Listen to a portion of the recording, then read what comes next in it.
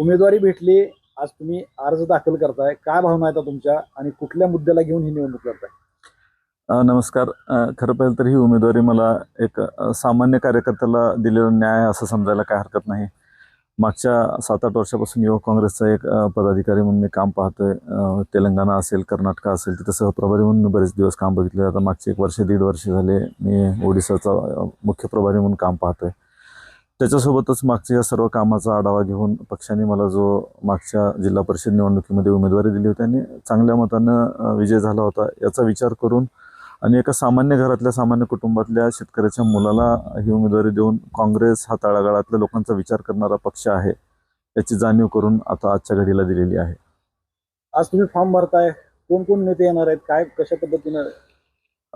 मुख्य पाहिलं तर आता ही जी निवडणूक आहे आपली, हे आमच्या राज्याचे नेते आदरणीय नेते आमिर भैया देशमुख आणि दिलीपराव देशमुख साहेब यांच्या नेतृत्वात ही निवडणूक होत आहे. त्यांच्या मार्गदर्शनाखाली पुढची रणनीती आखली जाईल. त्यामुळे त्यांच्यासोबत आमची पूर्ण लातूरची टीम असेल, जिल्हाध्यक्ष असतील तिन्ही आमचे, त्यासोबत पदाधिकारी असतील, महापौर असतील, सर्व नगरसेवक, जिल्हा परिषद सदस्य हे सर्व उपस्थित राहणार आहेत.